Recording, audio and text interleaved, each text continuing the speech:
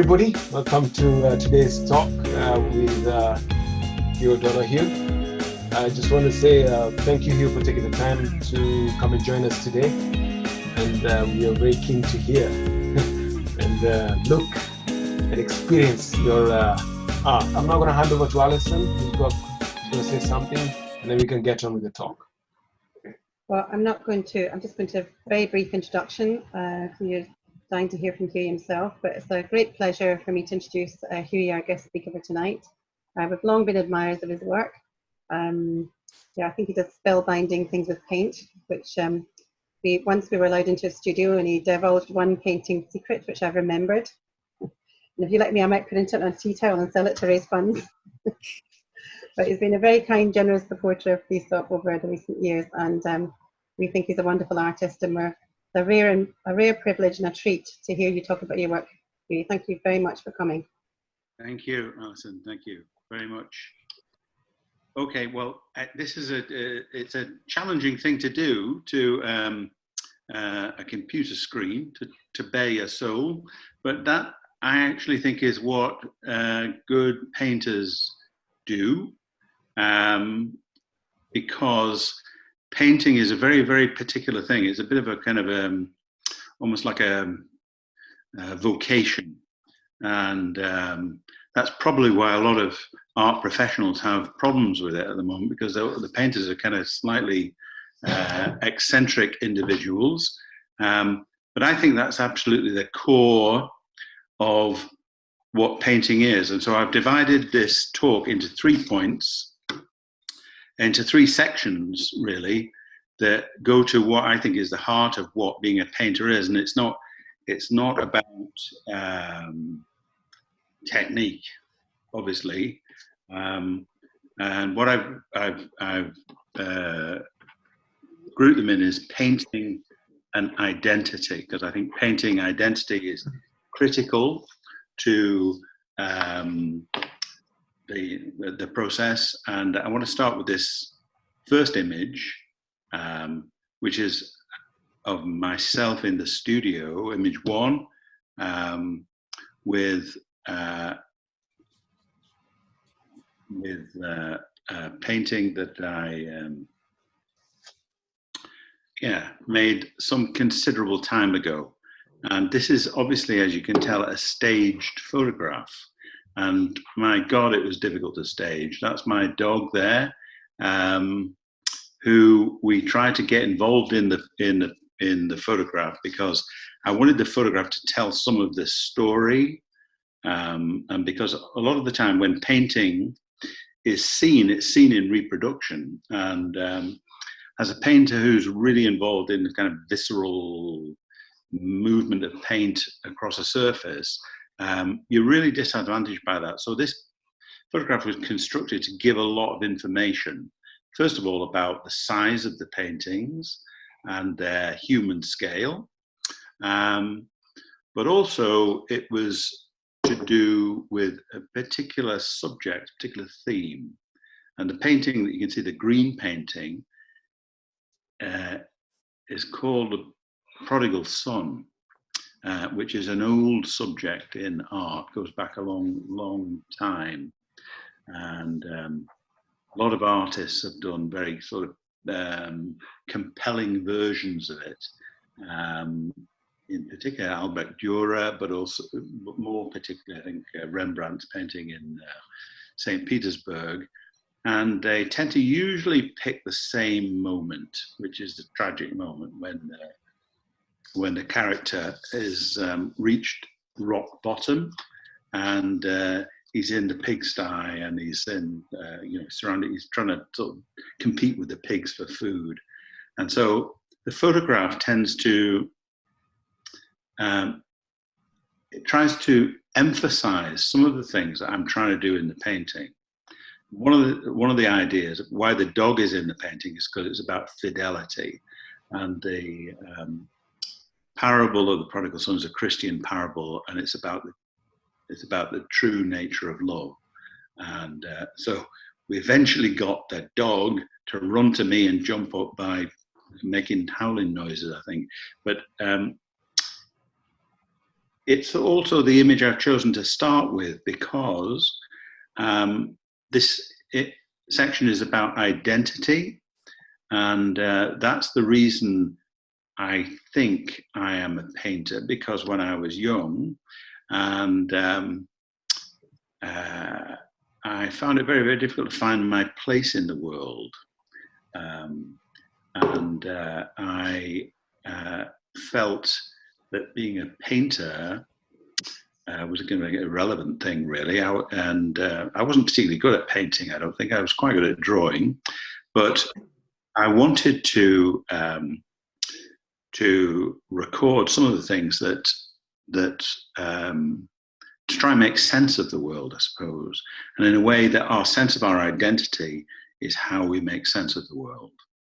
And so if we can move to the next image of the suitcase.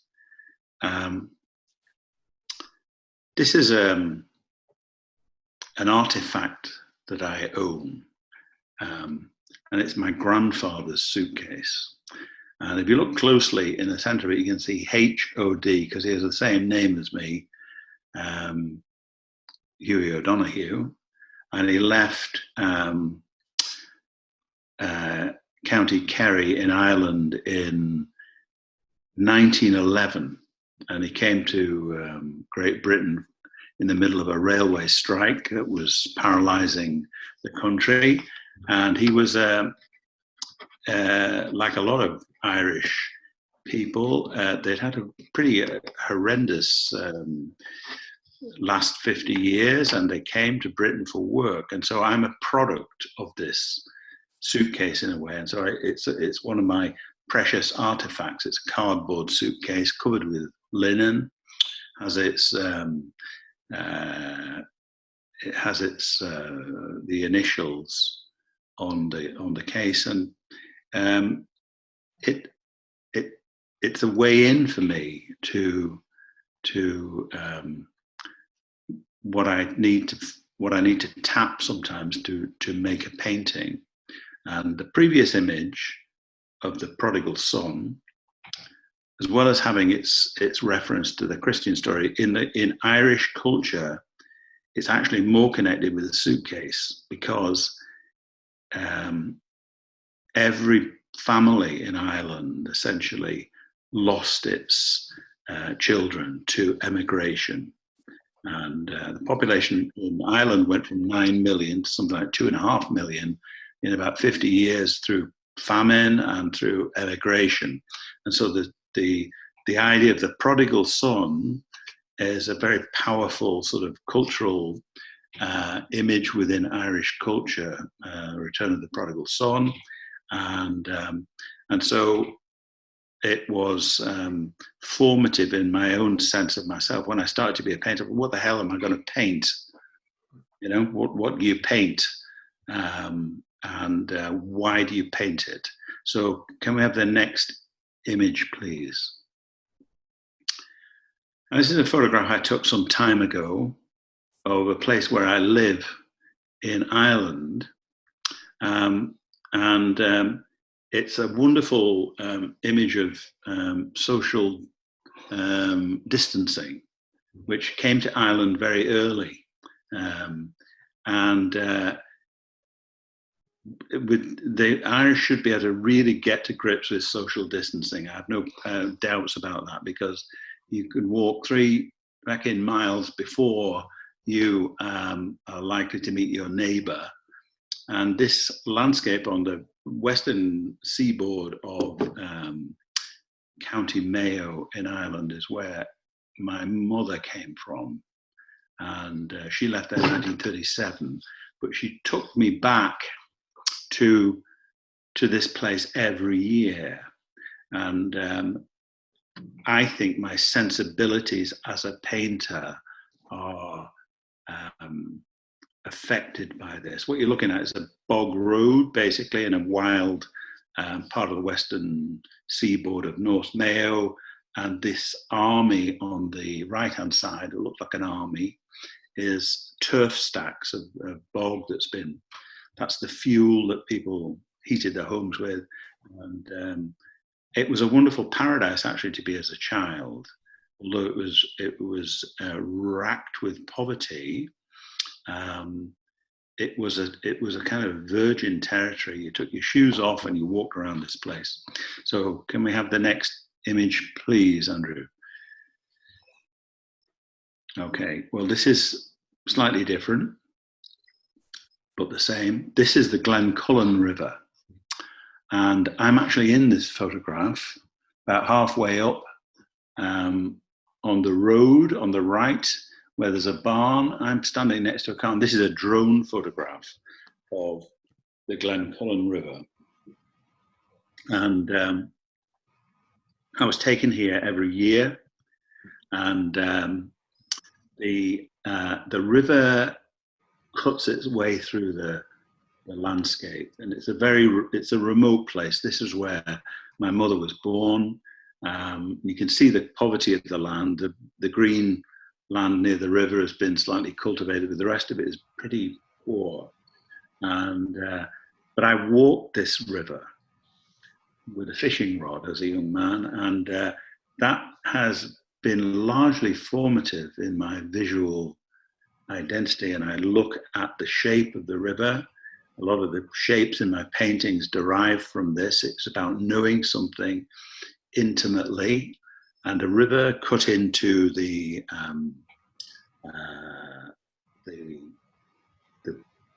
bog, and it often revealed bits of tree trunk or like trapped figures in the earth. And this was very something that influenced me.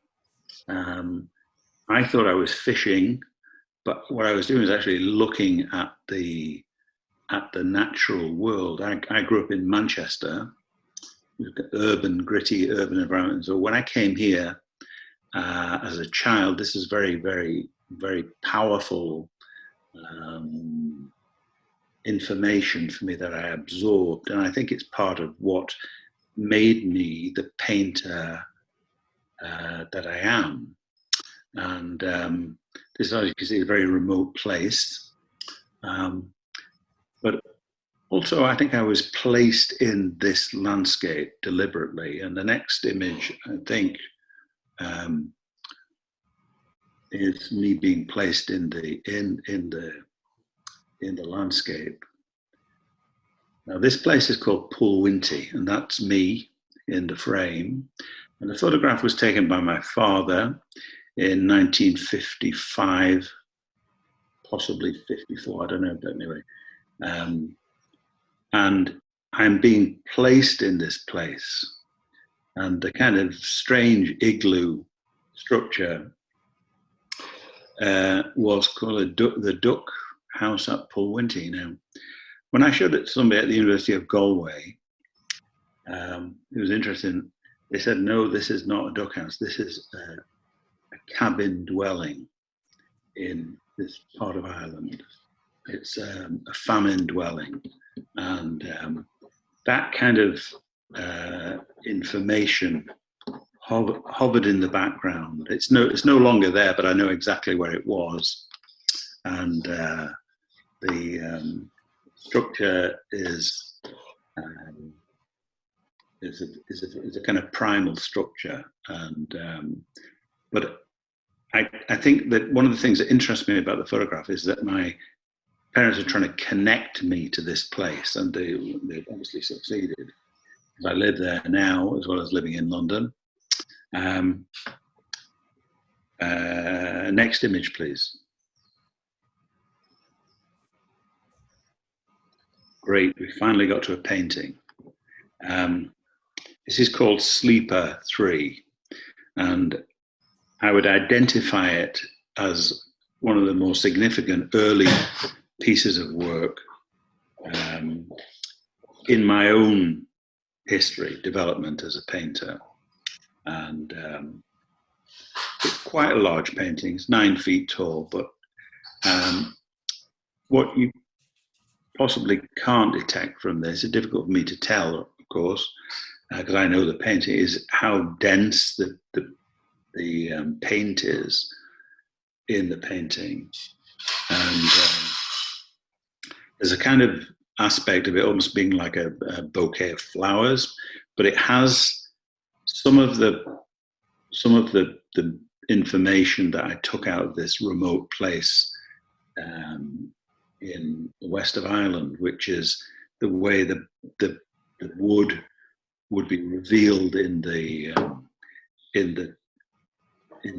river bank, because the river cut through the bog, and sometimes it revealed this spectacularly beautiful bog. And I've tried to configure it into a painting, and lots of different influences come into this painting. There's this bit of history, personal history, that's definitely there. You have a kind of flat background and a sort of glimpse of sky at the top, and it's almost like you're on the bank of the river looking at the river bank. It's also contemporary with looking at a lost painting of Titian's called The Flaying of Marsyas that was shown in London. Around the time I was making this, about 1985, it came out of Czechoslovakia. It was often considered an unfinished painting, and it's called The Flaying of Marsyas. So there's a little bit of that in it. And it's called Sleeper because Sleeper is a little bit descriptive of the idea of the journey that you make in life, but also in making a painting like this. And so it's quite a significant painting. It's one of a series of about 10. I think this one is still, it's in the Irish Museum of Modern Art, but I think it's in New York. And can we have the next image? How are we doing for time? 20 minutes, 3 minutes. Really, nearly 20 minutes, right, okay. Okay, sorry, I need to speed up a little bit. This is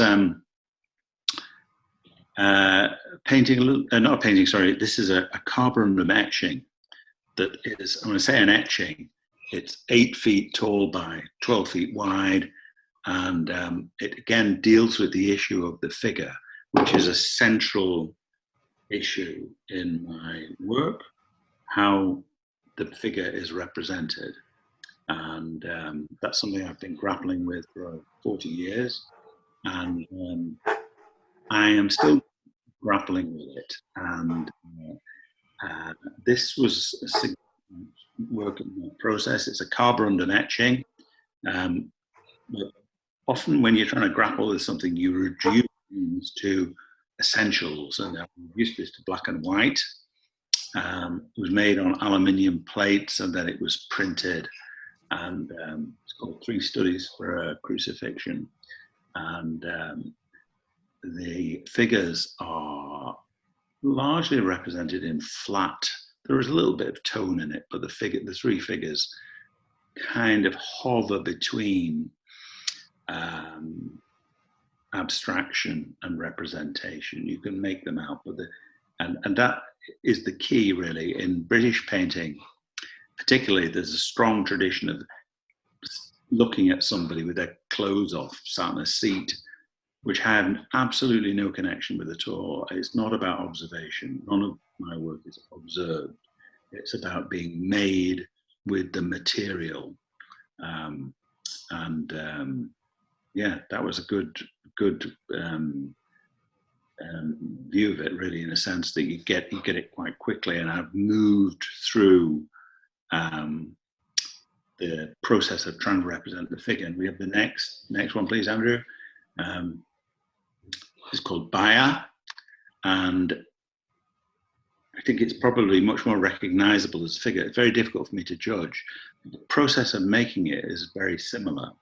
But as a painter, there's a central column of very dense paint that runs through this painting. And that's been kind of modulated with quite thin paint, which gives the drawing in the figure, gives the shape of the kind of kneecaps and the shoulder blades and things. But it's actually really very, very thin. It's hard, you know, when you see the painting, it's kind of different. There's a tension between the image and the object. That I've discovered over many years is kind of key to my work. And you can see the next one, Kumai. This is some period later. Both of these paintings, their subject comes from, again, something that's quite personal. My father was conscripted in the British Army in the Second World War, and there's a whole series of paintings that take their inspiration from his wartime experience. I never thought I would do these paintings, but after he died and I started sorting out his letters, I discovered this person who I never really knew as a child in his letters to my mother. And one of the images that I found compelling was when he was in the sea in a place called Baia, Cumai, which is near Naples in Italy. And this was just after the Battle of Monte Cassino. And so these paintings come from that. And they're about being pared down to sort of essentially images of the figure. Next image, please. This is in the same group of figures. It's a large painting, about 11 feet wide. It's called Napoli. And curiously enough, one of the things that drew me to the subject was that in 1944, the volcano erupted in the Bay of Naples. And soldiers were sent to relax on the beaches, and they had the volcano going on at the same time. A bit like now, really.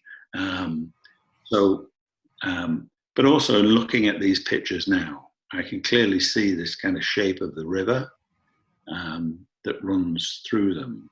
So I suppose what I'm trying to say in this is that my memory, my sense of my identity, permeates the best of my work, and that comes from the quite a long way back. Final image in this sequence, and then we can have a break, is this one, which is an enormous painting, and it's called A Line of Retreat.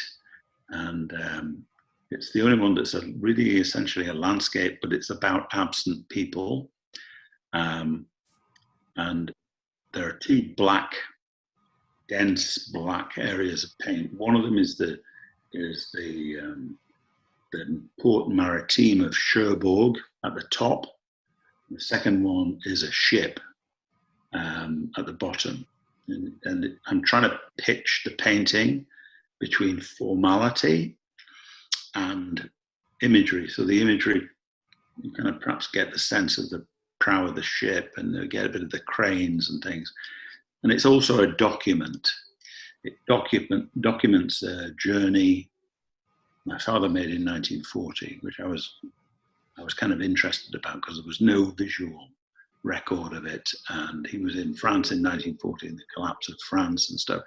And so my subject matter is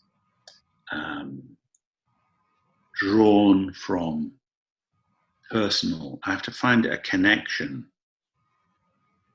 to what I'm painting in some way that moves me emotionally, or in a kind of curious way that's curious. And that, I think, is a point where we can perhaps take a break. And if anybody wants to ask a question, we can do that. But I think that's my shtick with that. It's about my source material is from myself. Thanks very much, Hughie. Do we have any questions from?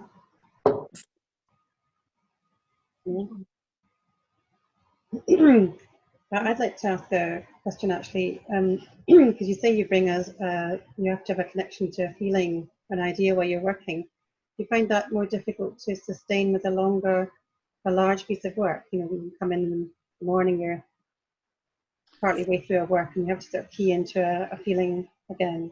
You might be feeling in a different mood, but do you find that No, I don't find it difficult because I find it impossible to do work about things that I'm not interested in. Yeah.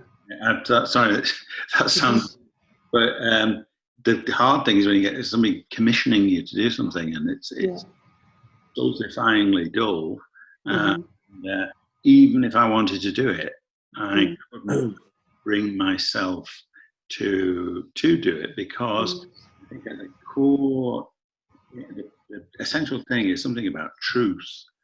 No truth is a movable feast. And philosophers laugh at you when you talk about the truth. But really, as a painter, you have to really feel the truth about it. And one of the recurring things in my work is the idea of memory. Anybody who does the most cursory investigation into memory comes across the fact that it's always inaccurate. It's, you think something was this shape, that size, and you're always wrong. But memory doesn't measure facts. Memory measures feeling. And so in my work, I'm trying to find equivalents for emotional states, not accurate physical, So, can you hear me? Yeah. We can, David. Yeah.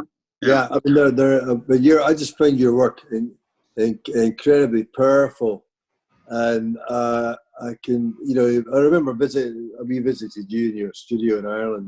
The size of the canvases you were working on were vast, but the thing that really gets you is the kind of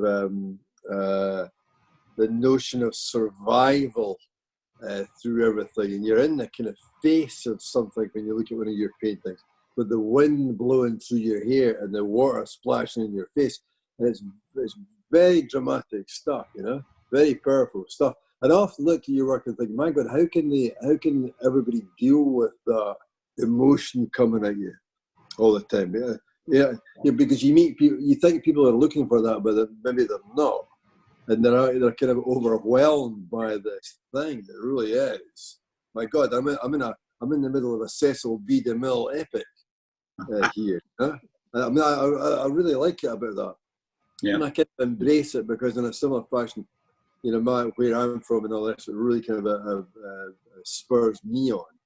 And I really like that. I like the way you give us that. I like the way that look. Have a look at this. I mean, when you showed us the picture of the river meandering like that, I'm looking at it. It looks like a painting anyway, and from side to side, and the kind of drama of people just surviving from day to bloody day. Week in, month and year in, year out, against sort of circumstances, which you as a viewer might not actually have any experience of at all, So I mean, I'm completely drawn by these things. I have to stop myself, sort of gnashing my teeth, weeping and tearing my hair out. If I look at it, it's very powerful stuff, But you see what I'm saying about it? When you go to a gallery and you're looking for a bit of colour, or you're looking for a bit of kind of I don't know, gentle stuff, or a bit of a pattern or something like that. When you look at your work, you're going to get a hell of a lot more. You don't get that. Yeah, exactly. It's a hard thing, I often get asked, well, it's really great painting, but have you got anything really happy?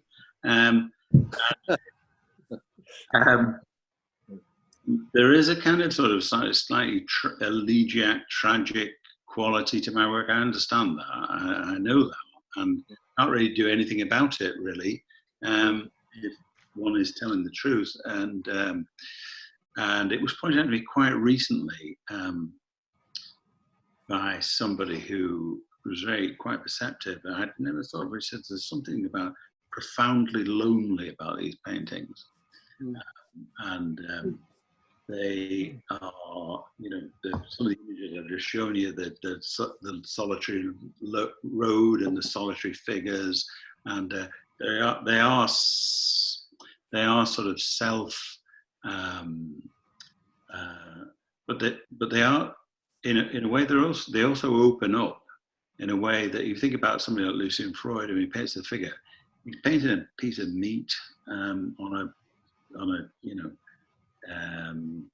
he's observing something else. It's displayed for whatever purpose, I can't imagine really, but that idea is, my work is absolutely the antithesis of something like that. Although I respect Lucian Freud as a painter, and Francis Bacon, both of whom would have been people who I looked at very closely in my formative years, because I was trying to paint the human figure. But I don't paint from observation. And there is an operatic quality to the work that is to do with, shaking you out of some sort of deep slumber that you might be experiencing. But There's something very spiritual about the images. I don't know if that's intended, but that's how I've always read them when I looked at them. It takes you to a very spacious place that's not about the material. I don't know, how would you regard, what's your relationship with the idea of the spiritual? I know that's a massively huge word. Artists have kind of taken over from the church, haven't they, really? And people clearly need that in their lives. It goes back to ancient Asa and Babylon and places like that. People need to have some meaning in their lives, and we're in a time when people have become massively disillusioned by religion, and so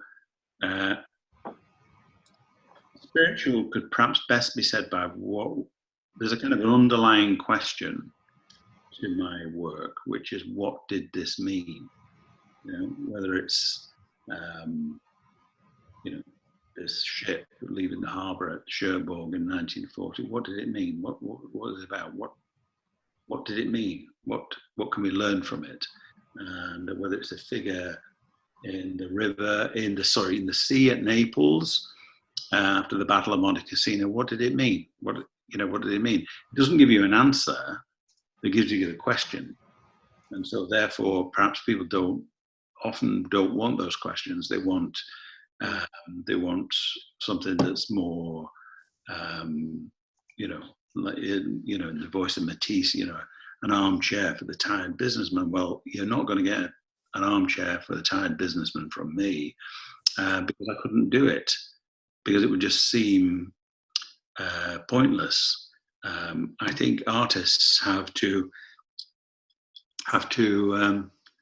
say what they had to say, basically, and they don't often get a lot of choice in it. So it's I once, actually, quite funnily, this was passed to me by Declan McGonigal from the Irish Museum of Modern Art, and he said, I've been asked to give a lecture on the spiritual in art, and I can't do it because I've got a clash of this. Would you be able to do it? And I thought, bloody hell, that's a.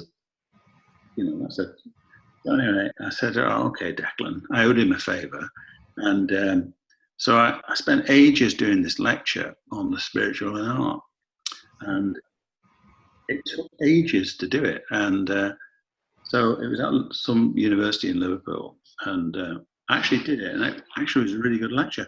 And they said at the end of it, they said, "We thought you were going to talk about your own work."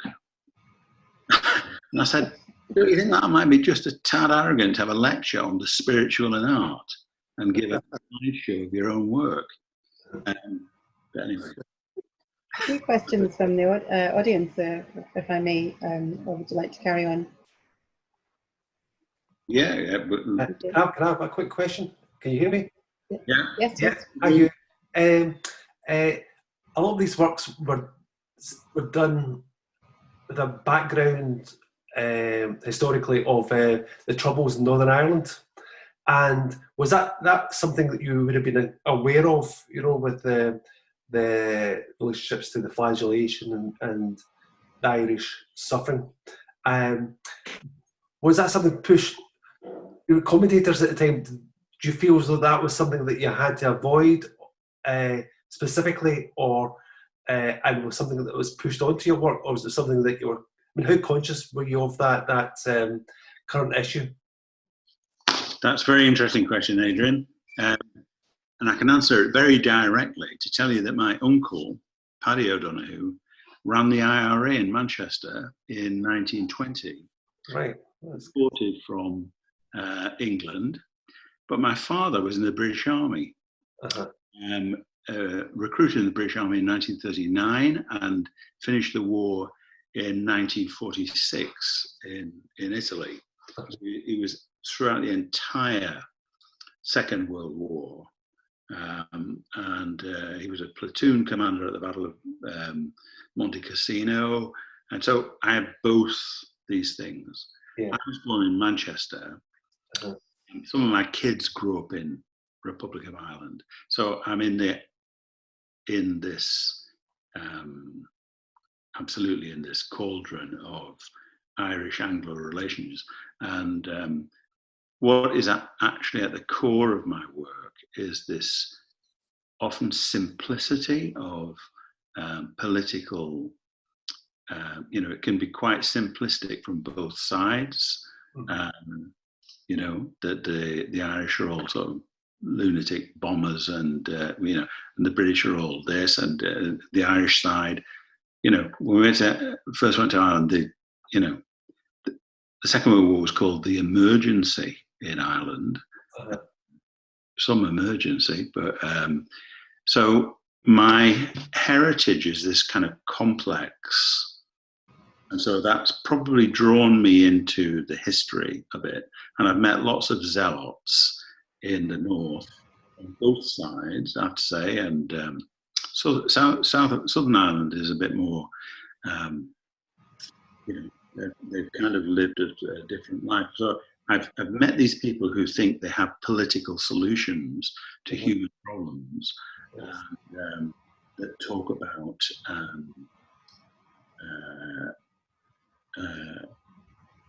kind of politics in relation to art. And I feel very strongly that really that art doesn't do that. What art does, it tells a human story. And you draw your own conclusions. It's not politically driven. So do you think that coming from Manchester, you're in a way out with the cauldron, like you're in a position to have a perspective to Ireland and also to history? Absolutely. It's curious. I grew up in Manchester. I was born in Manchester. I grew up in the 50s and 60s in Manchester. And I never experienced any prejudice against me from being an Irish background. No. But my children actually experienced prejudice in speaking English, even though they're all of their ancestry. So there's lots of things that are kind of contradictory, and that's grist to the mill, I think, of a curious artist, that you're trying to probe these areas of stuff. The Irish have recently embraced the fact that they actually were involved in the First World War, because up until 10 years ago, I think it was Mary McAleese went, I suppose one of the key conceptual ideas in my work is that history is you have to interrogate history yourself. History is always told with a political slant. So my history paintings, because history painting, of course, was considered for many years to be the absolute pinnacle of art. This was the most ambitious thing you could inspire to do.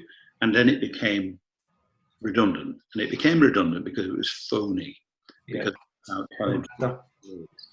So my take on history painting is to tell stories. And I'm interested in narrative and introducing narrative into painting, which again became very unfashionable. How you might bring back a story. And of course, that's a kind of kind of cornerstone of Irish cultural identity is storytelling. Because they have, you know, Right. culture. You sort of parallel that storytelling by the process of making the work, by using the each step as a step forward in the production of the work. I mean, you don't just like start and finish. You can say there's a one line thing. The process is an important part of the excavation, really, in a way, everyone doing the way, but also the mapping along the riverbank. That walk seems to be a way of tracing out and discovering new depths into the horizon. It is, and I I think there's a contradiction. really well. I think it is. It is about the interrogation of, you know, we're all in the modern world. We're all used to sort of having simplistic truth thrust on, and artists. One of the earlier questions about spirituality. What is spirituality? It's kind of truth telling, I suppose, in a way, saying embarrassing truths and letting people pick the bones out of it, really. You know. Thanks very much. I think we'll maybe move on, Hughie, and I've got some really good questions that we can maybe ask later on from the audience. But thank you for keep sending them in, and we'll have a chance later to ask them. Thanks very much, Adrian and David, and those who asked questions. Thank you. Okay, can we start with the image number 2? This is called painting process. We've gone back there, painting process. And this section is specifically about process. And this is a painting called Raft. And it has a number of things that occur in my painting from time to time. One is the wreck of the Plassey, which is on the little island of Inisheer in just off the coast of Galway in the Atlantic. And it was wrecked there in 1960. And I saw it in 1962, and I clambered up it, and I've been going back to it ever since. And it's gradually being broken up. So it's kind of a motif of aging. Most of you will probably know it from the opening credits of Father Ted, where it appears in the, to me, it's a kind of it's a motif. The other thing is that you might not see is a figure, a male figure in the kind of white area in the central of the painting, and so that's basically the painting. It's called Raft, and it obviously references things like Raft of the Medusa, or by Jericho and what have you. I know all those things, but we made a little film of this painting being made, and it's really bizarre for me to look at it now. And how we made it was we had a camera in the studio, and every time I did something to the painting, I clicked the camera. So we made it with a still camera, and I'm going to show you the progress of the painting with the next image, but it was incredibly distracting, because every time it got interesting, I had to press the camera, and I broke my sense of concentration. I also feel there was not much change took place in this painting from start to finish. You might think differently, but anyway, for me, it wasn't much, and it had that sort of, and it was the struggle to finish the painting was about actually overcoming the bloody camera in the studio, really. Anyway, let's run the film, and hopefully that'll give you some sense of process.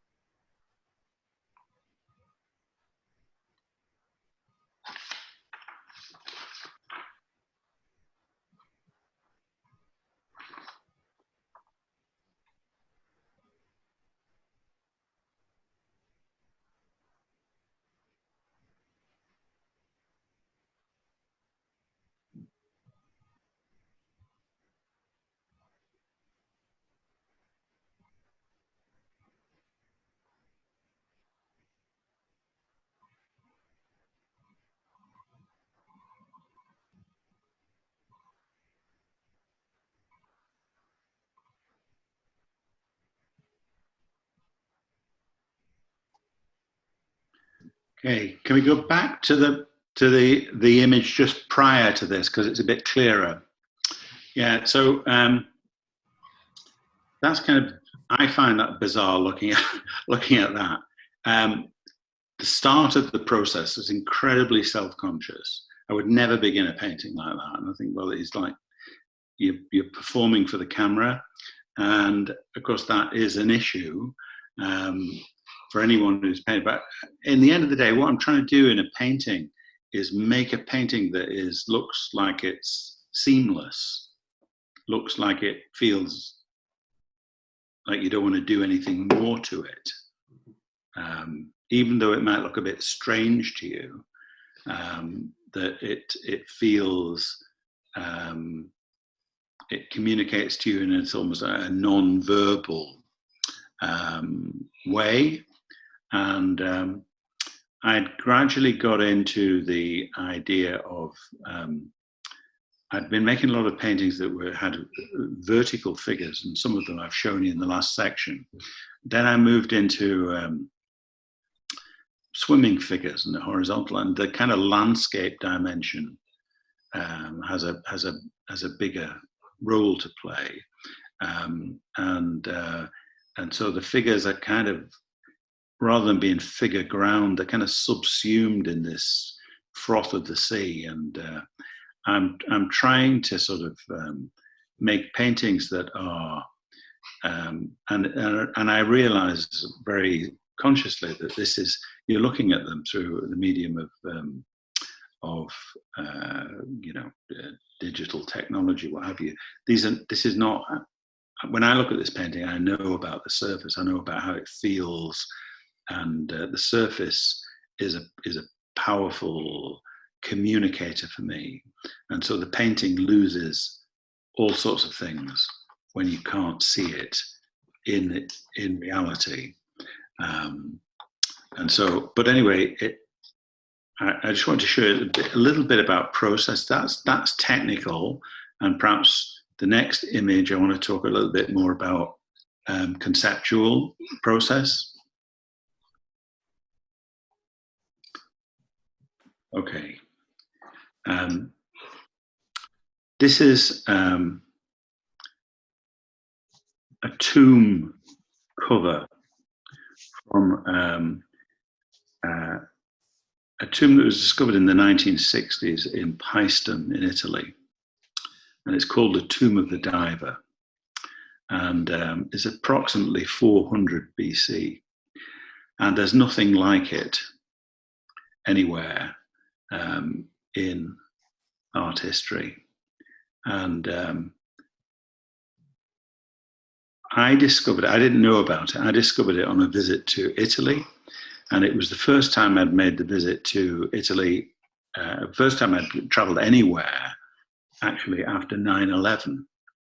And I remember it vividly because I had 2 box cutters in my bag. The guy took out and took the blades out and said, "Are you aware you're carrying these with you?" And I was quite terrified, appalled by it, because I wasn't aware of that. But I went to Italy, and my trip to Italy was a break. It was a holiday break, but it was also a research thing about a place my father had been to in the war. But I didn't know about this image, and I'll just give you a very brief analysis of it as what the archaeologists think. The diving figure is the occupant of the tomb, who was about 40 years old. And he's diving off the Pillars of Hercules, they think.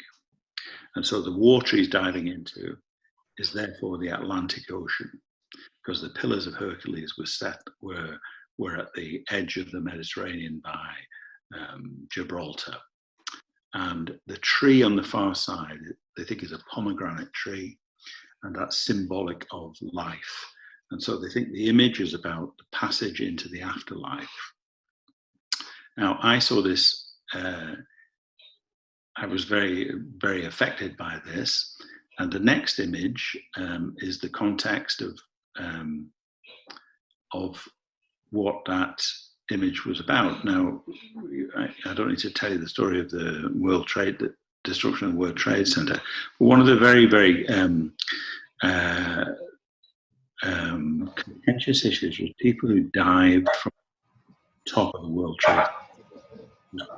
It was quite a difficult issue for a lot of people as the flames rose up the towers. People jumped, called jumpers, and people were ashamed about it. I always thought it was an incredibly positive thing that these people weren't just simply awaiting their inevitable fate of being burnt to a crisp, but they jumped into the unknown.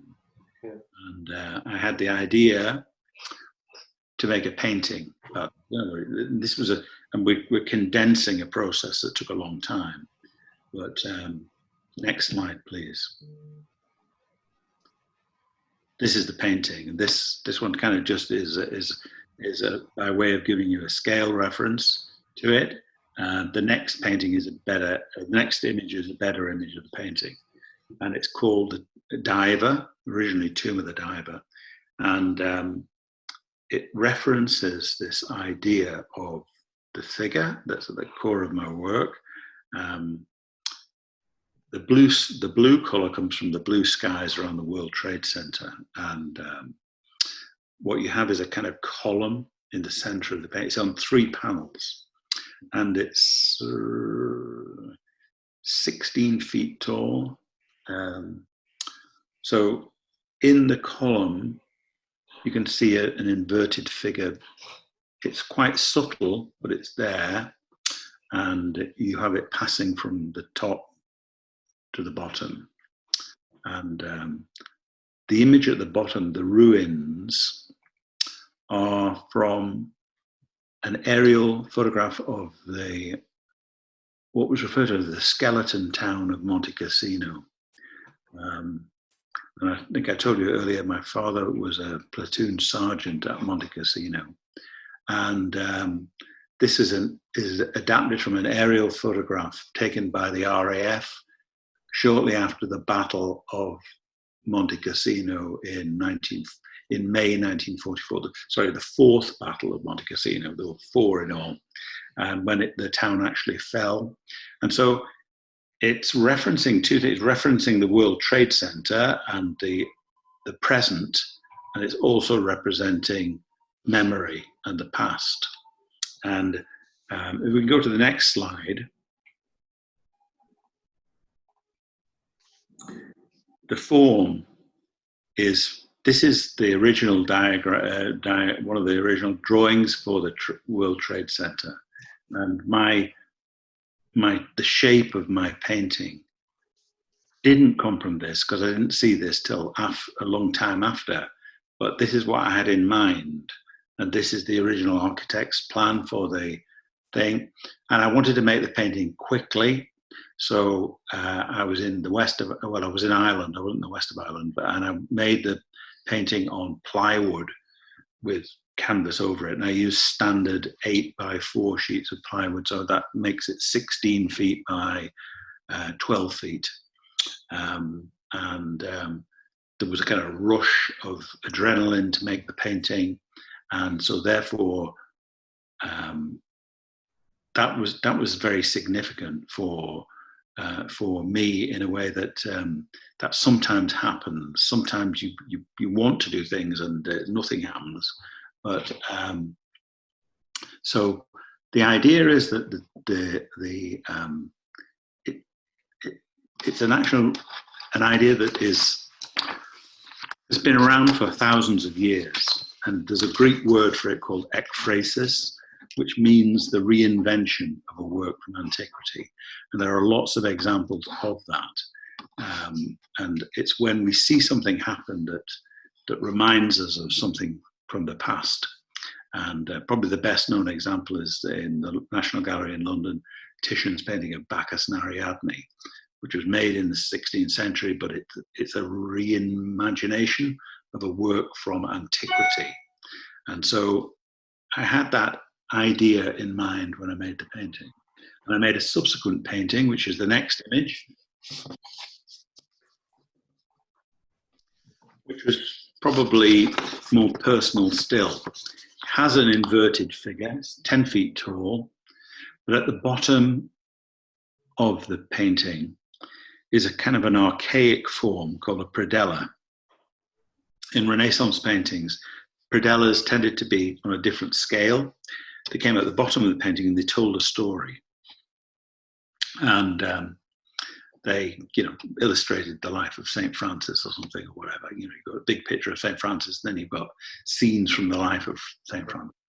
And so in this painting, the figure, the inverted figure, quite abstracted, kind of golden on a blue ground, and then there's a kind of a deep recess of about, 8 inches or something, and in that there are things there, a musical score, the motorcyclist goggles, some books, my father's flute or piccolo probably, his camera, one of his books, some photographs of my mother. So it develops the idea of the tomb of the diver as being a site of memory and a kind of different kind of portraiture. And the camera, which appears in this work, is also a motif, because painting's relationship to photography is something I'm very interested in, to how I'm not trying to subvert it, I have to add, because I find photography very interesting, as I do painting. And but I'm trying to explore ways in which photography can be explored. So quickly on to another section. Next image, please. Slightly different. I just want to give you a different take on something. This is a notebook I found in a junk shop in Saint-Valery-sur-Somme, not Saint-Valery-en-Co, which it says on there, but I was on my way to Saint-Valery-en-Co. Next image, please. It records the holidays of a group of young ladies in between about 1901-2 to 1907-8, and wonderfully, these young ladies wrote down all the stuff they were doing underneath the photographs, so we know what they are. And the reason I was going to Saint-Valery-en-Co was because, for a particular reason, it was a research project as well. My father had been there in 1940 with the 51st Highland Division, or had been near there, and they surrendered, and it was something I wanted to see about. But in this photographic album, I found the next image,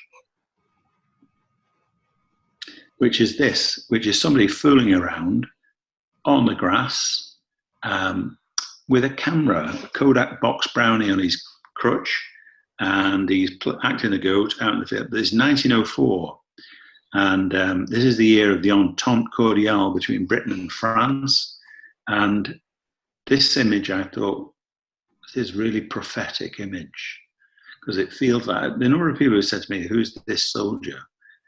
But anyway, next image is a painting I made from it. And the painting is called Flanders and the Narrow Seas, because it's about Picardy and Flanders and the century that was about to unfold. And so this combines the photographic trace with painted elements. And then the next painting, please. Now, this is an unfinished painting. I thought it was finished, but it was unfinished. It had all the ingredients I wanted to put into it. The bottom is derived from the images of Saint-Valery from 1904. There's a skeleton and there's a kind of the Scottish emblem flag. David will tell me what that is, but The name escapes me for the minute, but it didn't work. So I went back to it, and the next slide is the finished version of the painting. Same painting, but and that's about change in painting. I put the figure in, but in this case, I used my own son as a model. The skeletons receded into the background, and because you can hardly see it, it's much more powerful. And the cross is less obvious, and you have this kind of electric blue. And that's the end of that section. So that's painting process, I think. Any questions?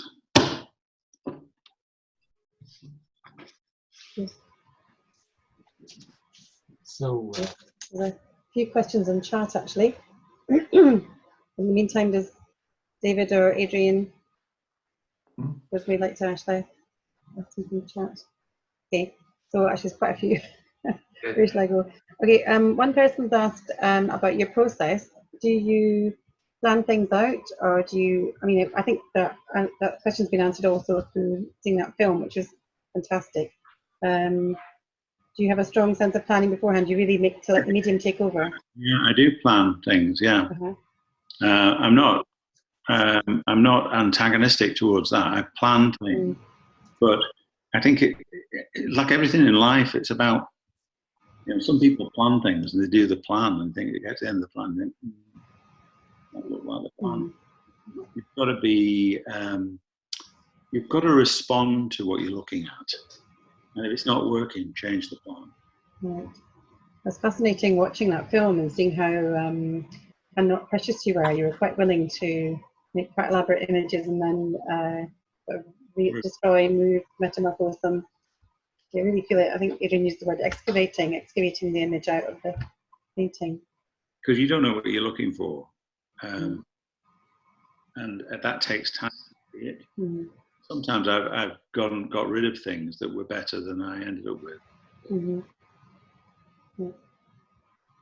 Could you use photography a lot to help you in your process? To sort of would you ever try and go back to what you've done before? Well, taking a painting back. Photography is quite specific in that it's kind of factual and it's vernacular. I've been very interested in how photography, our younger generation, are able to read photography, whereas they're sometimes slightly intimidated by what they might see as high art. And at the end of the day, as an artist, you're a communicator, and you are trying to make something that's compelling. And what I mean by that is it compels you to look at it. And so I'm constantly involved in that back and forth. Can I ask you, that painting that we've just watched on the film there? Yeah. How long did you work on that, Hughie? How long did that whole thing? It was about 6 weeks. It was a pain in the arse, David, because I had a camera stuck in the middle of the studio, which was the most distracting thing I've ever had in the studio, and I've had some very distracting. Yeah, it's an amazing thing to watch because you see the end result, and you do that a kind of preconceived idea thing. You kind of work out in your head how this thing happened, and when you watch the film, you think, "Fuck me, this is the work of a madman." Spending that length of time, it is making all of those changes. Now, how the hell do you make the changes and come back to, and then go out, and then come back to, and go out? And it's a fascinating thing to watch the differences in each sort of step there. And when I'm saying this, and I'm imagining talking to a student making a painting and how they arrive at the end result. And I guess probably we're guilty of we need to do things quickly now. We need to have a kind of an instant results, I think. But there's you, really kind of thrashing backwards and forwards with that painting, and deciding to kind of take it in a particular direction. And you kind of gasp for breath looking at the finished result anyway, but actually seeing the film, it takes you somewhere else, The effort has to be made to make this thing work. I think it's a really interesting thing, particularly about painting. And it's about the relationship between content and form. And a painter is always trying to resolve things into a form that they can live with. Now, I start out with content, and I've got to end up with form. And I'm struggling. Sometimes I've got all the content in there, but the form's shit. Mm-hmm. And is there a problem sometimes when you... Sorry, just on the back of that, Hughie. Yeah. Personally, I find a lot of it very, very epic in terms of size and impact. But I was just thinking more on a technical aspect, because I'm sure some of our students will also want to know this question is, do you do a lot of background work, a lot of preparatory work prior to you getting to the canvas, or do you start working straight onto canvas and develop your ideas with that? I do that. I do straight onto canvas, and I also do preparatory work. Most of my preparatory work is reading. Mm-hmm. If I was to give any advice to traditionally artists did lots of drawing and stuff like this, and that was about familiarizing themselves with their subject. If you know what your subject is, you familiarize yourself. Part of my subject was the Second World War in Europe. So I know an inordinate amount of detail about it. So I actually know about it. And so therefore, when you know about something, you can take liberties with it. You can, but in painting, you've got to, I was thinking about this the other day, painting should be like, your life depends on it, otherwise go home and have a beer. Yes. Actually, can I say, I think you've achieved that. Bloody hell. It's like watching somebody plough a field over again with the same pure horse, completely knackered. And the results that you get are not that. They're way more exciting. But they're about being prepared to fail. And I think that's key for a young painter to understand. It's really important. It's not about skill. Mm-hmm. About application. So what? Just off, and so when do you then know? Because you mentioned earlier on, you thought the painting measure of all things early stage. You mentioned that you thought it was finished, but you went on working on it. At what point do you know? Okay, I'm done. I'm finished. Is it an intuitive feeling or is it an intellectual decision you make? My sense of it now, at 60 whatever years old I am, is that it takes time. Give yourself time. And when you're not wanting to go back to a painting, then it's finished. And if it's rubbish, you can get rid of it. And if it's good, take a photograph of it and put it in your archive. But if the problem is, a lot of the modern world, this quick finger snapping shows and stuff, which may have caused it all change. Paintings sometimes go out before they are finished, because you're under real pressure, to pay your mortgage or what have you. And the reality is, if you can get a balance between being motivated, wanting to go into your studio and make your statement, make your painting, and also having the maturity to say, well, I'm not sure about this. This needs more time. That's the balance, I think. Yeah, if you look at the greatest painter who ever lived, Titian. That's. Just taking notes here, because these are nuggets, nuggets for young and old painters, and middle-aged. Yeah, I've been watching with morbid fascination a television series called The Joy of Painting, which is like it's brilliant. Like comedy. it's horrendous watching it, but you've got to watch it. It's like watching a car crash. But it was. I was thinking about you. I wanted a piece with the diver, and I couldn't help thinking of E. Klein and the way he was jumping into windows, and it had this sort of blue background to it. It had this sort of like into the void aspect, which was seemed to be the subject matter of that work which you were describing. And if you're doing a piece like that, and in the back of your mind you're aware of another artist's work, does that put you off, or is it something that you think, well, that's okay, it just underlines what I'm doing? Well, that's kind of an interesting question, Adrian, because it sometimes it does, sometimes it doesn't. And I think the issue is, we're also sort of preoccupied with our particular vision or whatever.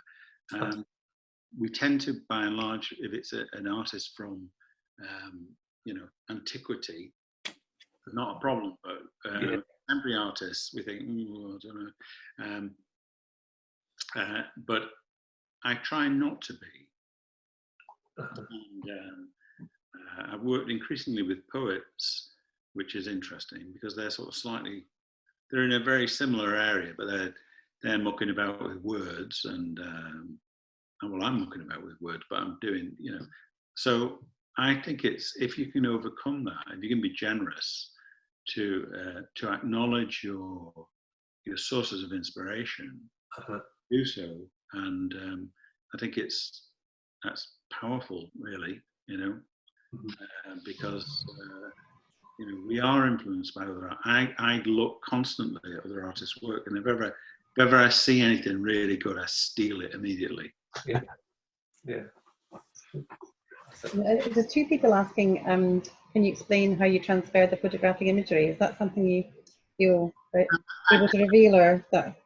I can explain that very simply. When I over 20 years ago,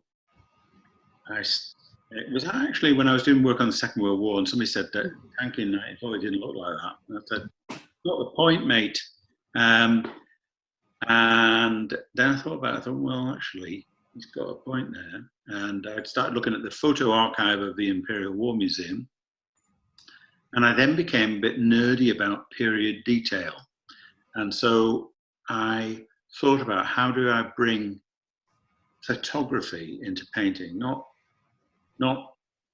do photography, but how do I bring this thing in? And my conclusion was to do it through painting language, which was to use really incredibly fine Japanese tissue, print on it with archival ink, and laminate it with layers of resin and stuff. And I've been doing this for about 20 odd years, and I don't think there's anybody else doing it. But I get lots of letters about how you do it. But what I would say, technique, I don't have any technique. And technique is always like a big millstone around your neck. And it's what makes artists boring, having technique. Don't have technique. Have a brain, and you'll solve it. And you'll find a way to do it. And the important way to do it is your way. Because that's all art. All that art needs is intensity and authenticity. It needs to be your own art. And, but I look all the time at art. I look at Anselm Kiefer's work, and Robert Rauschenberg. I've looked at they're particularly interested in the way they have engaged successfully with bringing photography into painting. Less so, I'd say, somebody like Gerhard Richter, but that's my opinion. And so I look at all that stuff, yeah. But what's important is you do it your own, find your own route, and to do it. There's lots of different ways of doing it. Things that we always tell the students is connect to idea and feeling first. Content. Sorry, say that again. I'm just saying it's what we always say to the students, connect to idea and feeling first. Yeah. Drive the way you use the paint. Exactly. As when I was a young painter, I had absolutely nothing to say. And now I've got lots to say, but less time. And so that focuses the mind, and you realize that technique is really, it's to do with technique. It's actually about judgment. To make a judgment about something being working or not. I think what you're saying about authenticity and integrity, I mean, that's, it just comes off your work, and faith just defines it. So thank you. Shall we move on? Last thing, because I don't want to have any people too exhausted by this, but I'll finish with this last section if that's okay. Okay, and I'll go very quickly. Okay, this is what I'm doing now: painting meaning before form, and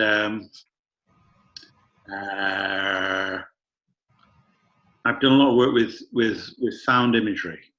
And this is a young man, and I found this glass plate negative on in a car boot sale as part of a group of negatives. And I made the work eventually for an exhibition that was about 100 years at the time. And it's made on, I've done very little to it really, but I've made it on floorboards. And so it's called A Young Man with His Back to the Wall. And it has a resonance in Ireland about young men being firing squads and what have you.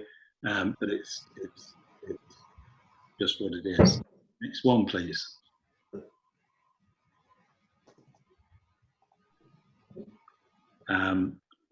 Now, the floorboards are really, really heavy. And this is twice the size. So I made this on tarpaulin. This is the first painting on tarpaulin. And it's a found image, but it's called, it's about these are young men in Ireland in 1916. And so it was about this idea of this, an exhibition I made for the 100th anniversary of 1916, which means something very different in Ireland to England. Next image, please.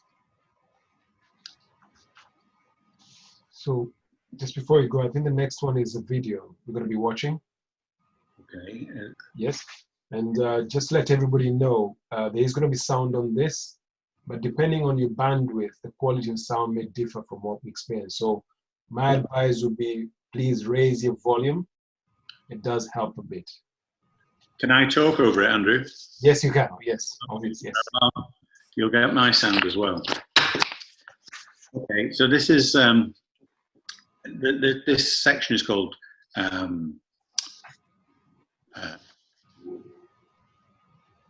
meaning before form. And what I'm trying to explain here is that I don't start saying I'm going to make a bunch of paintings, this, that, or the other. This painting was about the 1916 anniversary, or the sculpture was about the 1916 anniversary, which has two very different meanings. In Ireland, they remember the 1916 rising in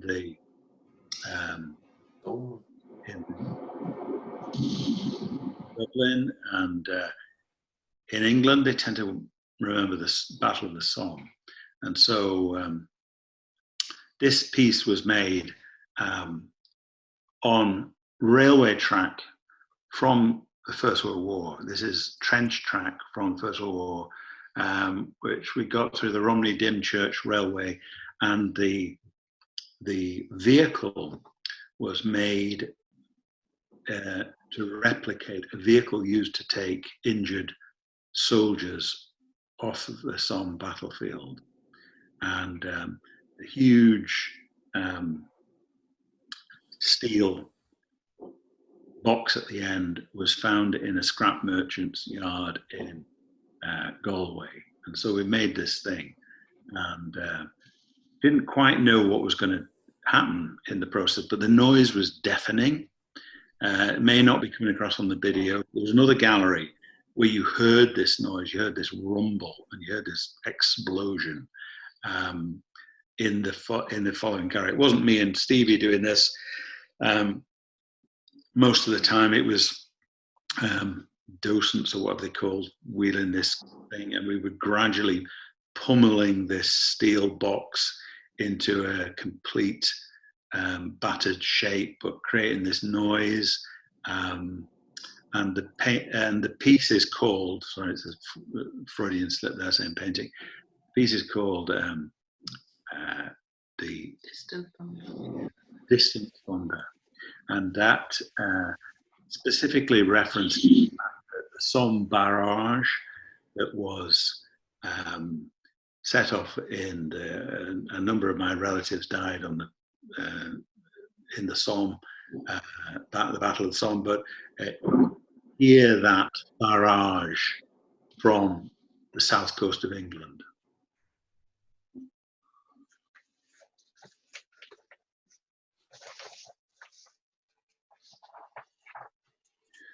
Okay, next slide, please.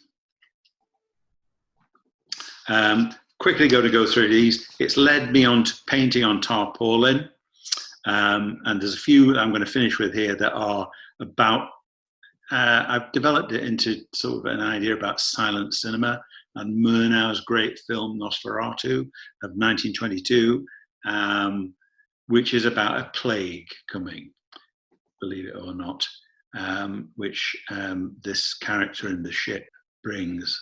And it's an allegory of the First World War, I think.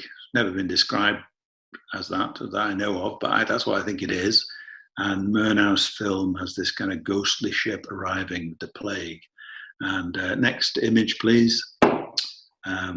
This is it in the studio in Greenwich, and you can see my son here, and he's carrying the suitcase you saw earlier. Next image, please.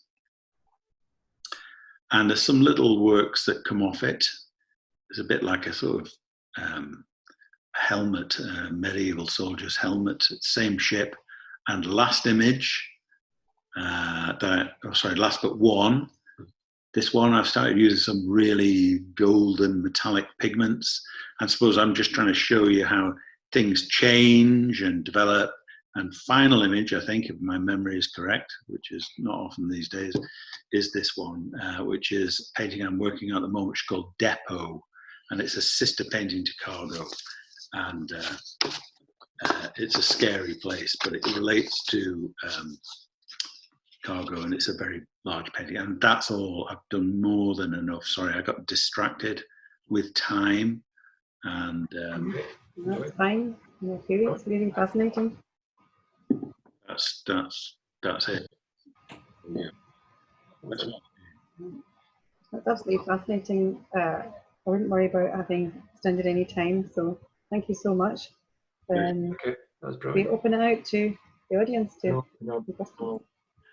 So we're now going to open it up to the Q&A. If you've got any questions, you can use one or two things. There's a reaction tab at the bottom of your page, which you can press, and a little sign like that comes up, and we know you want to ask a question. Or if you just raise your hand, and we'll come along to you and ask questions. We're still taking questions also on chat. So you can also write to us to the chat system, and Alison and myself will either ask the questions. Yes, so it's all open. I can see Rosemary Beaton. You can go ahead, Rosemary. You need to unmute yourself, Rosemary.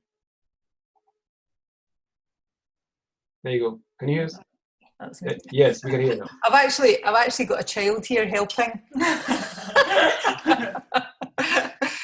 Hugh, I just want to say thank you. What a fabulous talk. So interesting. The films were beautiful. A real eye-opener into how you actually work. And, you know, there's such joy in the movement of your pain. And, you know, I know that's, you know, you have such a weight and a heaviness with your work, but the joy really comes across when you see how you work with your materials, which is absolutely fascinating. So thank you. Well, thank you. It is, I suppose at the end of the day, it's about keeping a balance between the love of expressing yourself and having some grit in the mill, you know. So thank you. Yeah, thank you. Painting should be beautiful. That's one of the ways they can shock. Yeah. Yeah. Next question. Going through this thing. Some of you don't have your videos on, so in case you're thinking I wouldn't see you, but who's next? Well, someone's asked, can we read your lecture on the spiritual in art? I think it was recorded. Would it be findable? I don't know. I don't know.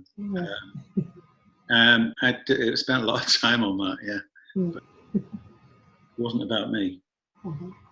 So we got Luke Hanam. There you go, Luke. Fantastic talk.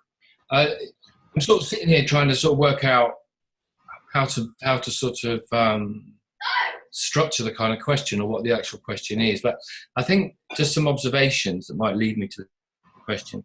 I often think that a lot of art gets caught up in very subjective experiences. And what was beautiful about your talk was the sort of power of subject matter rather than sort of subjective experience. Subjects were becoming universal, and they had that.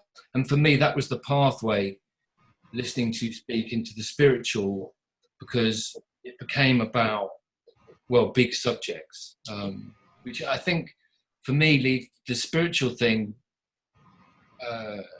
is when you sort of try to comprehend almost unfathomable experiences, and you realize that you're sort of, you've got a finite lifespan in a void, that spirituality sort of comes from the sudden shock and fear of realizing your own mortality and that you might be alone in the universe and all that sort of stuff. And I don't know what the question is. What I found powerful about the work was the way you were touching on these really big universal themes. I suppose the only question that spins out of it, perhaps went through my mind, is do you ever worry about the work becoming melodramatic, like through taking on those kind of very grandiose, not grandiose, but massive subjects? Did they ever become, in your own mind, melodrama? I suppose that's the question. That is a question. Yeah, I think it was a really good question, actually, because I think it is that exactly how I think about how you sort of scrabble around. To specifically answer your question, no, I don't worry about them becoming a melodrama, because I think what I worry about is being safe. And I think that the best thing that an artist can do is be prepared to fail. Yeah. So that's at the core issue. If you're trying to be very careful and you're worried about all sorts of A, B, C, and what have you, that all the artists I like that really excite me have crossed that. They've all done terrible pictures, even Rembrandt. Oh yeah, sure. They've done that, and because that's the issue. So I think, yeah, probably there's a lot of melodrama potentially in my work. Right. No. I listened to a lot of opera when I was doing a series of paintings, and I remember somebody saying, "This is really operatic." I thought, impressive. I hadn't told you. So opera has a bit of melodrama. I think that's not wrong. No, I think what's really interesting for me about the opera thing, I wouldn't have thought of that, but that's interesting because a lot of opera doesn't really care whether you understand it or not. Opera is about a visceral experience. People singing without being there's no microphones in opera, and they don't care whether you understand the language or not. I've spoken to opera singers, and they're not remotely interested whether you can understand Italian or even follow the story. That's not what it's about, because the idea is that in every vocal projection, the story is there. Yeah. You either can sense the endless moment of the story, or you can't. It doesn't matter. The stories are often quite, just ridiculously basic. Yeah. It's just in the delivery, which I really found from your work. Actually, that's a really interesting comparison. Totally agree with you, and I've never been an opera fan, but when I was doing some work about my father, in the war, they sent soldiers back to rest in Rome or Naples or whatever, and he went to the opera, and so I actually managed to get a recording of the opera he went to, and I just played it constantly, and it kind of infused into the paintings, and it was that way I thought it was hilarious. Verdi's Forces of Destiny. I thought, what on earth are they sending soldiers to list Forces of Destiny after? Yeah. So yeah, it's Thank you. Brilliant talk. Brilliant. Anybody else? Thank you. Right. Just please raise your hand if you want to ask the question, and we'll get to you. I'll go through the things. Someone is asking, can you speak more about how you choose which material you paint on? Is that something like you working in tarpaulin and? Yeah, well, the tarpaulin came because I tried to show first of all, I used the floorboards. They're really incredibly heavy, and there's very few. I ran out of floorboards, and so I was thinking about the relationship between the object and, because I was using photographic imagery in these works, somehow there's a kind of sculptural thing brought by the surface you put the image onto. And so I thought about tarpaulin. For many years, I'd made paintings on linen canvas, which are very, very difficult to move, very expensive to move. And I thought, well, I'll roll them up in tarpaulin. Stop being precious, make them on tarpaulin, roll them up. Paint technology is improving. You can bend it and shape it and do all sorts of things. Don't be frightened of what you might do. There is an element where it can become gimmicky, but that's about judgment. And the floorboards was particularly ghostly, about seeing the figure in the floorboards. The tarpaulins are particularly suited to the paintings of the ship, and there's many of them done on tarpaulin, because tarpaulin is something that's used to cover ships, and it's to do with cargo. The paintings are called cargo, and they also kind of replicate the riveted plate structure of the ships. So it has a number of triggering things, but you'll do enough of them for a moment of time, then you want to do something else. And I think the best thing is as an artist, is don't get stuck in style. Style is about fashion. So thanks very much. Style is about fashion, and it's boring. Adrian said last week, style is also our errors, or is it habitual errors? Or something. He said it more eloquently than that. So, was it David? Did I see you raise your hand earlier on? Right, just unmute you there. You hear me now? Yeah, go ahead. Yeah, I was wondering about your folks, your dad. Yeah. You know, and how he knew you as a painter, and how much of that there was, what they thought. Yeah, because you dip into that, the history of that, you being, all the way through that, and how was their take? What was their take on you? I guess. You know? Well, my mother died when I was very young, and when I was a sort of fully fledged, unemployed, so my father, curiously enough, my father was interested in art. He had no natural facility for it. And I have some of his paintings. And it was one of the things that we were able to connect and talk about art. We were able to talk about art because I had quite a difficult relationship with my father, like people have, I suspect. But he was, he would actually improve some of my paintings. And he took it on. But he would improve some of your paintings according to him, or according to you? According to him. According to him, yeah. That's Dad's for you, isn't he? That's a fact. What kind of improvement was he looking to achieve? No, well, it was a form of connection we had, actually, because he was quite a troubled man, my father. I know this, and I think the penny finally dropped a few years ago. I think he killed a lot of people in the war, basically. He had a very troubled childhood, and so things didn't necessarily come very easy to him. But we did talk about art and Manchester United. I'm wondering about it from the point of view of your life, the way your life has happened to you. Well, and his life and the history of your people's life has happened to them, and how you deal with that. The legacy of him, you mean? How you deal with I mean, it's almost like they've had a hell of a hard time, these guys.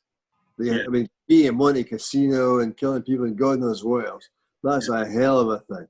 Now, you were brought up in Manchester. You weren't killing anybody. You weren't, you were given the freedom, I guess, to study art, all that sort of stuff. Yeah. See, as a man, you compare yourself to your father, I guess. Yeah, he was a very powerful presence, my father. Yeah, absolutely. And youth is a kind of gradual sort of separating. Finally killing your father. You have to kill your dad, really, and that takes a long time to do.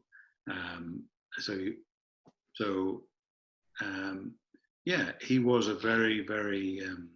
But what I in a most positive way took from my father was his intense curiosity about things. I mean, he could read Egyptian hieroglyphics. Wow.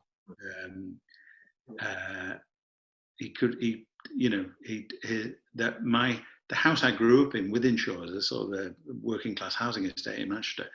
All of the walls were covered with books. I thought this was normal, and all of the walls had books on them, and I thought this was what people grew up with. And it was only later years I realised not. So he had a great thirst for knowledge, and he took me to Manchester Art Gallery,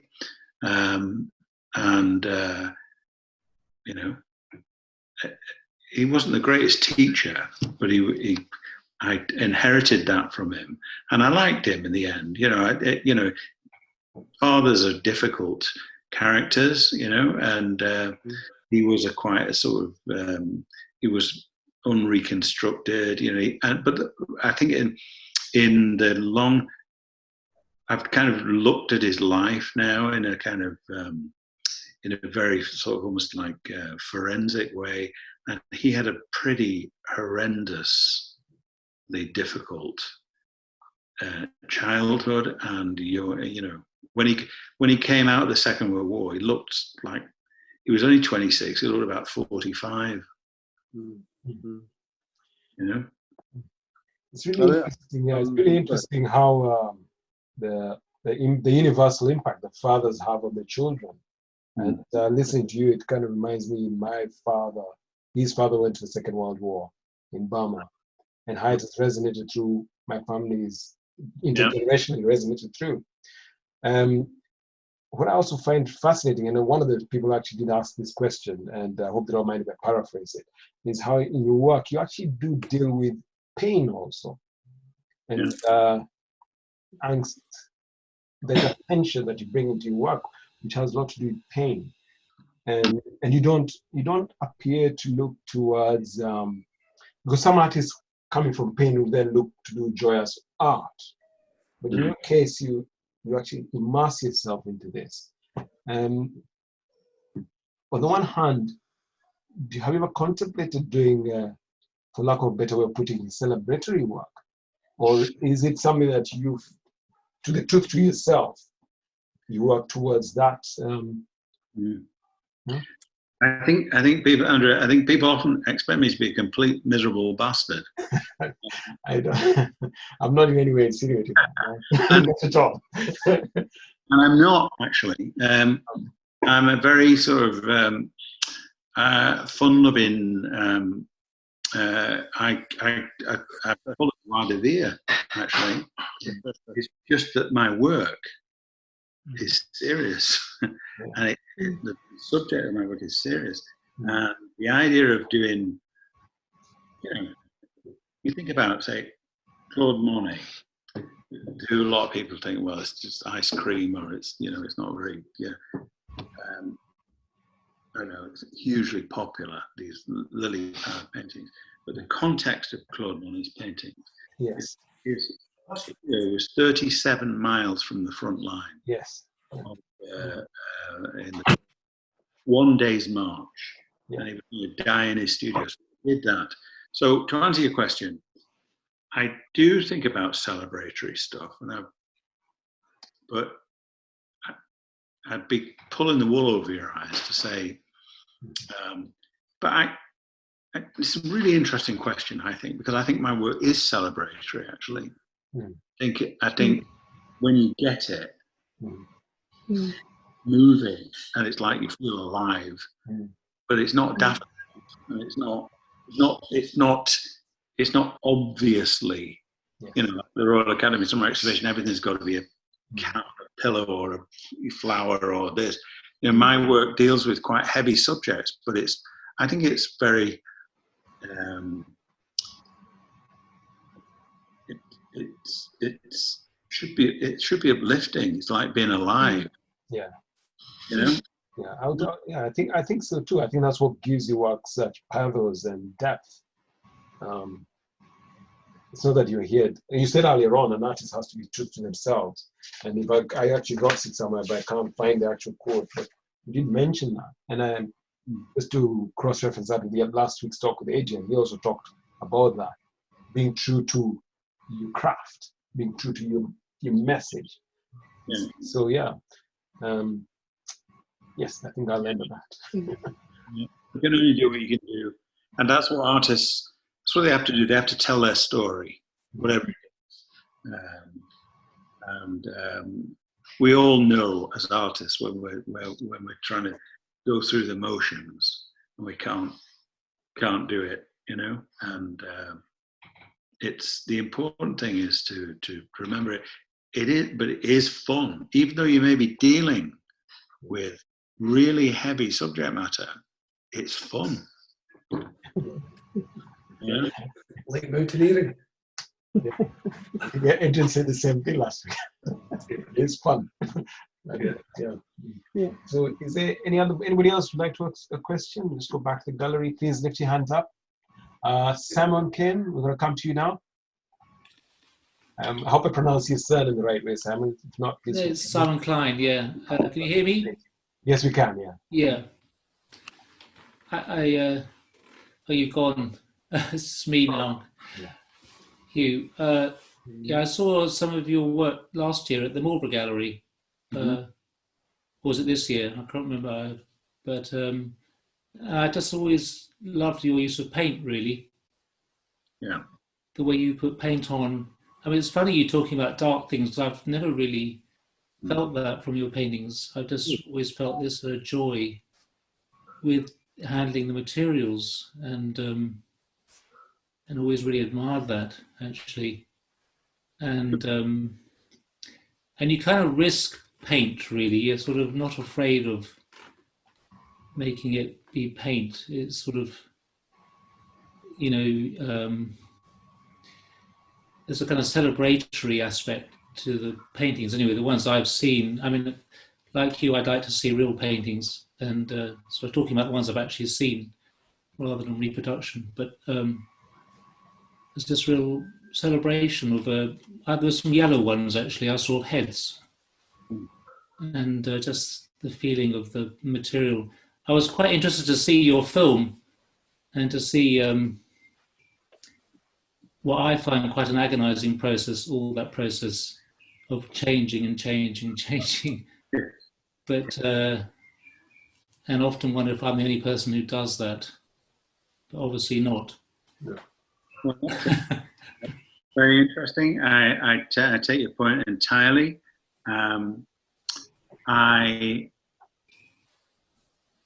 I got interested in painting. And, when I was 16, I always think about art kind of thing. And I couldn't do it. I remember paintings by Rembrandt that I came across. And this absolutely transfixed me. That I don't understand this. This is something absolutely extraordinary. And Rembrandt was the first artist I really loved. And he's still one of the most extraordinary, visceral painters. If you go to the Rijksmuseum and look at the Syndics or the Jewish Bride by Rembrandt, these are amazing paintings because something's happened in them where this matter, this sort of stuff that's painted, it's not about drawing, it's not about, it's been transformed into some equivalent for human presence. And I got that, and probably because I didn't go to art school, I didn't have it knocked out of me, and so I kept going to look at paintings. And by the time I got to Goldsmiths in 1980, I was beyond the point of redemption. I think it was very hard, but I was committed to the idea of a vision that is painterly. And they will poo-poo this sort of thing and say, well, it's craft skill. It's nothing to do with craft skills, actually. It's to do with having poets use words, painters use paint, and you have to have a feeling for paint. And that is not something you're born with, but it's something you can nurture in yourself. And so I appreciate what you say, and I think it's I'm glad to hear you get some of that from the paintings, because it's easy to be sidetracked and to be trying to justify yourself intellectually, which I can do actually, but I don't need to do it. Yeah, I suppose there's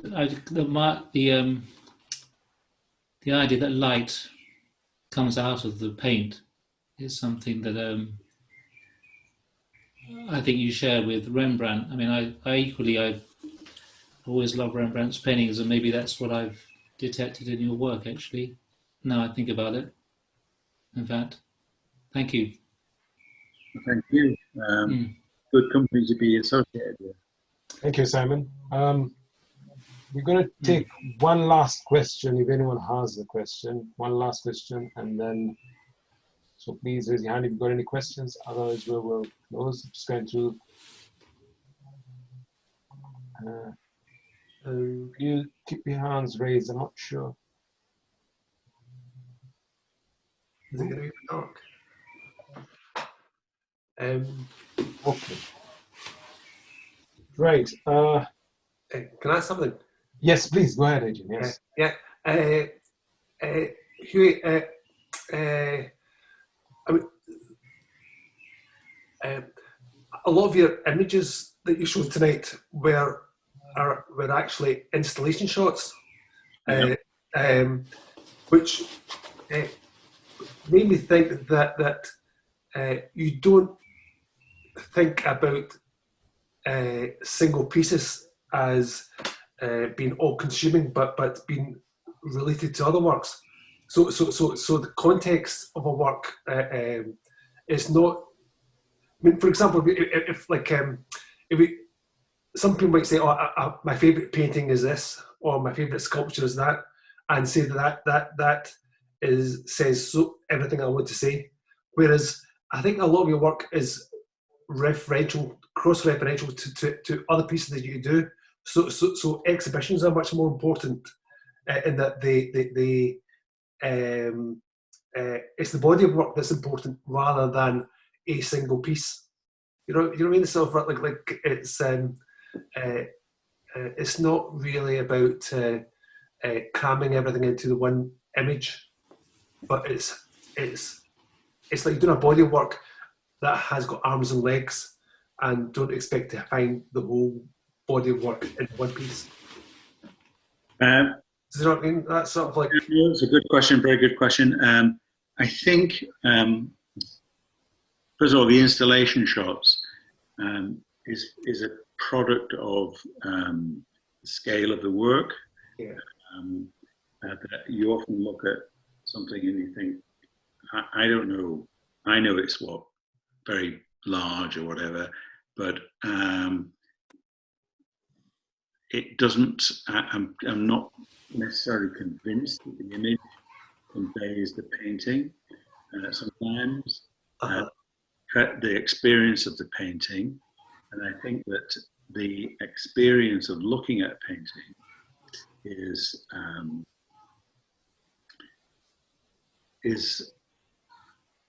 you can't replicate it with digital or with what we're doing now, really.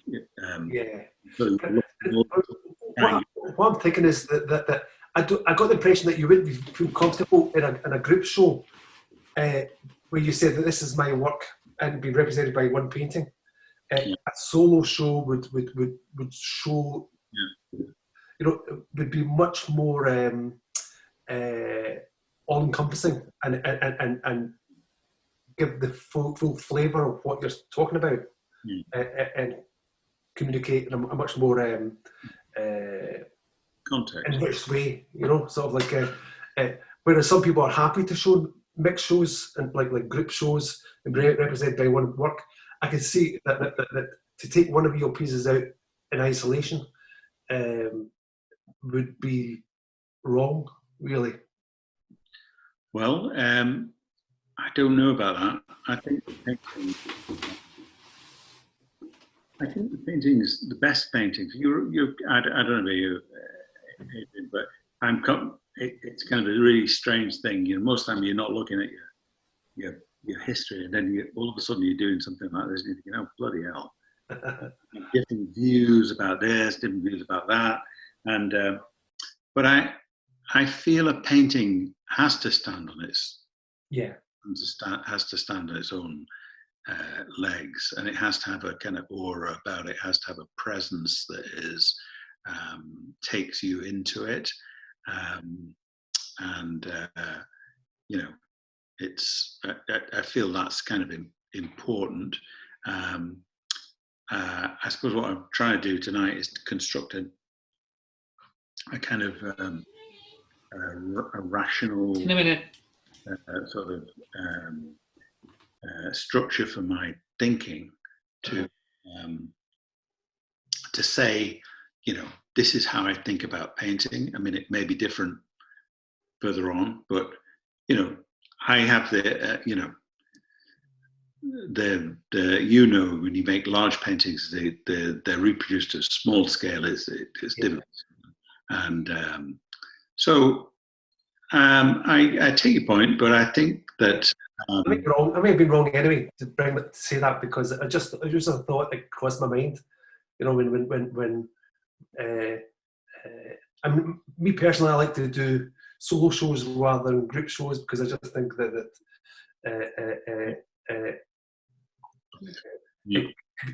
a single piece can be misleading. It can look. I think, but yeah, I was probably wrong in saying that anyway. But it's just a notion I had. So, yeah, no, well, it's good, and we all have a kind of I think I personally find that the person whose work is hardest to look at is my own work, because I know too much about it. And sometimes you get that great moment when you see something, you've dismissed it from 20 years ago and think, bloody hell, that's good. You also get the moments where you see something you thought was good and you think, well, it's not as good as I thought it was. So, but the issue is, I suppose, that as a painter, I think you when a painting leaves you, I hope it's not going to surprise me in a sort of a kind of unpleasant way. Yeah. When I encounter it again. That's not. Anyway, that was brilliant. I thoroughly enjoyed this evening. It was fantastic. Thank you, Adrian. Well, it's lovely to talk to you. You too. Take care. Okay. So, So should we? thank you very much, Hughie. Yeah. Good. Just to say this to everybody, there's just no way we can encapsulate what you've done today, Hughie. I'm quite good sometimes at it, but the depth of your work, your artistic genius, there's just no way we can encapsulate this. All I can say on behalf of the Stethoscope Painting and on behalf of the audience, we've had an audience from as far away as Nairobi, my home city, to people in America, to Scotland, obviously a lot in England. All I can just say is thank you so much for taking time out of your very busy schedule to spend just over 2 hours with us discussing your work and also showing us, and also being very honest about your craft and being very open about the legacy and the heritage that you've come from. It's worth its weight in gold, that's all I can say. So thank you very much. What I'm going to do now is I'm just going to unmute everybody so that you can hear the thunderous claps and applause for your incredible talk today. Thank you. So everybody's unmuted and thank you so much.